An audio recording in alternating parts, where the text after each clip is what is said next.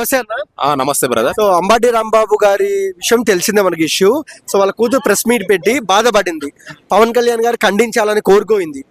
So చేసిందలా చేస్తారు, ఖండించమని అడుగుతారని ప్రజలు అంటున్నారు కొంతమంది. మీరేమన్నా? అంటే ఆల్రెడీ మీరే చెప్పారు, ప్రజలే అంటున్నారు.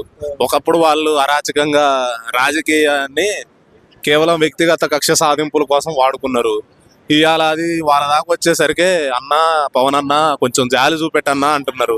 ఆల్రెడీ పవన్ కళ్యాణ్ గారు ఎట్టాగా జాలి మనిషి కాబట్టి ఖచ్చితంగా జాలి చూపిస్తారు. వాళ్ళకేం పెద్ద ప్రాబ్లం ఉండదు అనిపిస్తుంది.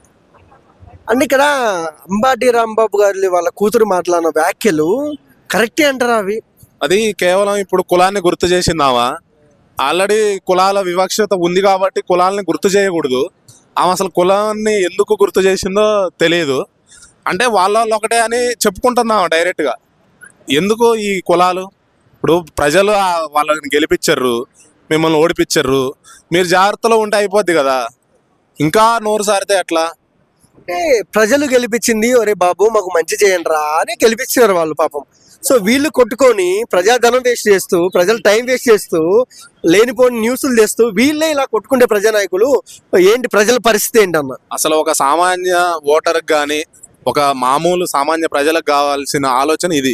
ఎందుకంటే ఎవరు గెలిచినా సరే వాళ్ళు వ్యక్తిగత కక్షలు లేకపోతే రివెంజ్లు ప్లాన్ చేసుకుంటున్నారు. కానీ ప్రభుత్వాలు ప్రజలకు ఏ విధంగా ఉపయోగపడుతున్నాయి, లేకపోతే 4 కంపెనీలు తెస్తున్నాయా, వేలల్లో ఉద్యోగాలు తెస్తున్నాయా, యువత ఎంతవరకు ఇన్కమ్ సోర్స్ ఉంది, వాళ్ళకి ఉపాధులు ఏమున్నాయి, ఇవి కదా చూసుకోవాల్సింది. కళ్యాణ్ గారు రివెంజ్ ప్లాన్ చేసుకుంటున్నారా వచ్చిన తర్వాత? అసలు కళ్యాణ్ గారికి రివెంజ్కి అసలు సంబంధమే లేదు. కళ్యాణ్ గారు ఎంతసేపటికి వాళ్ళు పెట్టిన టార్చర్ పడ్డారు తప్ప టార్చర్ చేసే ఉద్దేశం ఆయన లేదు. ఫస్ట్ గెలిచిన రోజు ఆయన మాట్లాడిన మాట ఏంటంటే, తోలు తీస్తా పిచ్చి పిచ్చి వేషాలు వేస్తే మనం 100% స్ట్రైక్ వచ్చిందంటే 100% బాధ్యత ఉంది మనకి ఇప్పుడు.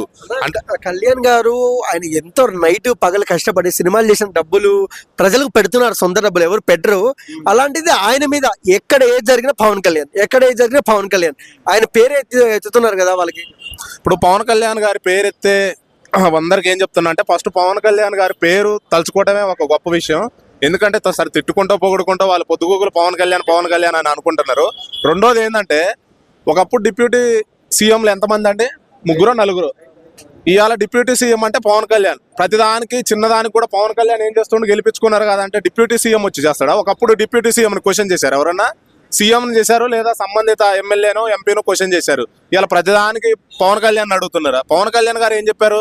ప్రతి చిన్న సమస్యని నా దాకా వచ్చిందంటే ఈ గవర్నమెంట్ ఫెయిల్యూర్, అక్కడ సంబంధిత మేజర్ కానీ, వార్డు మెంబర్లు కానీ, సర్పంచ్ కానీ, ఎమ్మెల్యే కానీ, ఎంపీ కానీ, వాళ్ళు కలెక్టర్ కానీ వాళ్ళకి దృష్టికి తీసుకెళ్తే వాళ్ళు పనులు చేసేటట్టు ఉండాలి. అంటే ఆంధ్రప్రదేశ్లో ఉన్న ప్రతి ఒక్క పని పవన్ కళ్యాణ్ చేస్తారా? చెయ్యరు కదా. సంబంధిత అధికారులు ఉంటారు, వాళ్ళ దృష్టికి తీసుకుపోవాలా. చెయ్యకపోతే కంప్లైంట్ ఎవరికి పోవాలా? సీఎం ఆఫీస్కి పోవాలా. అప్పుడు పనులు జరుగుతాయి.